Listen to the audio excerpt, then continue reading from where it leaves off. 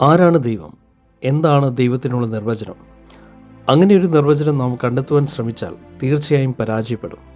പണ്ട് എരിയുന്ന മുൾപടർപ്പിൻ്റെ നടുവിൽ നിന്ന് മോശയുടെ ദൈവം സംസാരിച്ചത് ഇങ്ങനെയാണ്: ഞാൻ അബ്രഹാമിൻ്റെ ദൈവവും ഇസഹാക്കിൻ്റെ ദൈവവും യാക്കോബിൻ്റെ ദൈവമായി നിന്റെ പിതാവിൻ്റെ ദൈവവുമാകുന്നു. ആ ദൈവത്തോട് മോശ ഒരു നിർവചനം ചോദിച്ചു.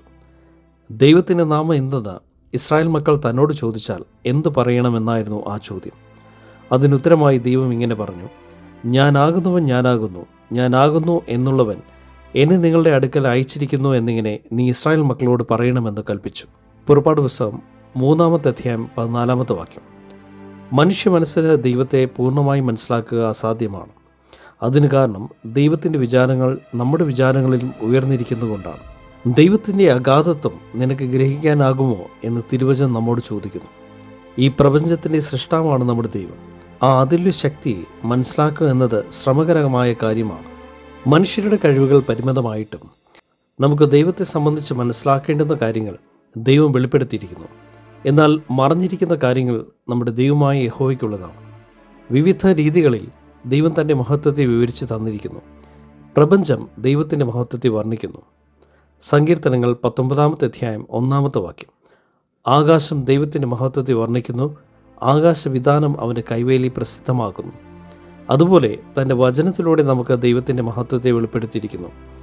ഏറ്റവും പ്രധാനമായി ക്രിസ്തു ഈ ഭൂമിയിൽ മനുഷ്യനായി അവതരിച്ചു ദൈവത്തെ വെളിപ്പെടുത്തിയിരിക്കുന്നു. ദൈവം ഏകനാണെന്ന് തിരുവചനം വ്യക്തമാക്കുമ്പോൾ തന്നെ പിതാവ്, പുത്രൻ, പരിശുദ്ധാത്മാവ് എന്നീ മൂവരെ തിരുവചനം പരിചയപ്പെടുത്തുന്നു. ക്രിസ്തീയ ഗോളത്തിൽ തന്നെ ദൈവത്തെ സംബന്ധിച്ച് അനേക ചർച്ചകളും തർക്കങ്ങളും നടക്കുന്നു.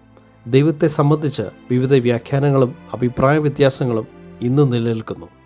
3 പ്രധാനപ്പെട്ട ചോദ്യങ്ങളാണ് തർക്കങ്ങൾക്കുള്ള കാരണം. ദൈവത്വത്തിൽ എത്ര വ്യക്തികളുണ്ടെന്ന ചോദ്യം, ക്രിസ്തു ദൈവമാണോ അതോ സൃഷ്ടിയാണോ എന്ന ചോദ്യം, പരിശുദ്ധാത്മാവ് ഒരു വ്യക്തിയാണോ അതോ ശക്തിയാണോ എന്ന ചോദ്യം. ഈ പഠന പരമ്പരയിൽ നാം ഈ ചോദ്യങ്ങളെയാണ് വിശകലനം ചെയ്യുവാൻ പോകുന്നത്.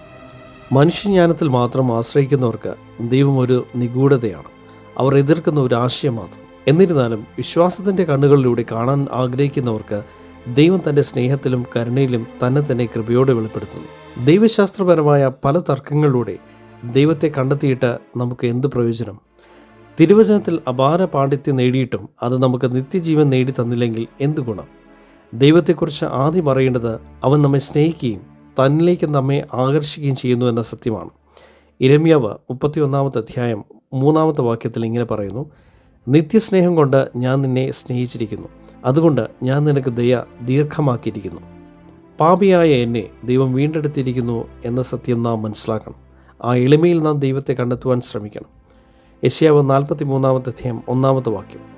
ഭയപ്പെടേണ്ട, ഞാൻ നിന്നെ വീണ്ടെടുത്തിരിക്കുന്നു, ഞാൻ നിന്നെ പേർ ചൊല്ലി വിളിച്ചിരിക്കുന്നു, നീ എനിക്കുള്ളവൻ തന്നെ.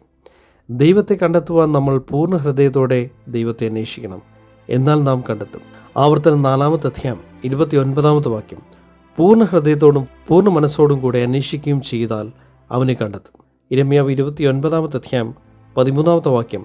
നിങ്ങൾ എന്നെ അന്വേഷിക്കും, പൂർണ്ണ ഹൃദയത്തോടെ അന്വേഷിക്കുമ്പോൾ നിങ്ങൾ എന്നെ കണ്ടെത്തും. അതെ, പൂർണ്ണ ഹൃദയത്തോടും പൂർണ്ണ മനസ്സോടും കൂടെ ദൈവത്തെ അന്വേഷിക്കുവാൻ ദൈവം നമ്മെ ഓരോരുത്തരെയും അനുഗ്രഹിക്കട്ടെ. ആമേൻ.